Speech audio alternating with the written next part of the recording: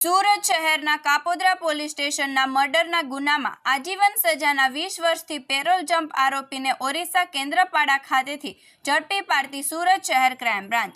Kapodra police સ્ટેશનના મર્ડરના ગુનાના આજીવન સજા ભોગવતો પેરોલ જમ્પ થયેલ છેલ્લા 20 વર્ષથી નાસ્તો ફરતો આરોપી નિશામણી ચરણ શેટ્ટીને કેન્દ્રપાડાથી પકડી પાડવામાં આવેલ છે. મજકૂર પકડાયેલ આરોપીની પૂછપરછ કરતા હકીકત જણાવેલ છે કે સન 1999માં પોતે પોતાની પત્ની સાથે સુરત શહેર ખાતે રહેતો અને લુમ્સ ખાતામાં મજૂરી કામ કરતો. તે વખતે આ તેની પત્નીને પોતાના માસીના છોકરા સાથે આડા સંબંધ હોવાની શંકા જતા બંને પતિ પત્નીને ઝઘડો થયેલ. તે દરમિયાન ચાકુ વડે પોતાની પત્નીને માર મારી મોત નિપજાવેલ. તે બાબતે કાપોદ્રા પોલીસ સ્ટેશનમાં આઈપીસી કલમ 302 મુજબનો ગુનો રજીસ્ટર થયેલ. તેમાં ધરપકડ થયેલ.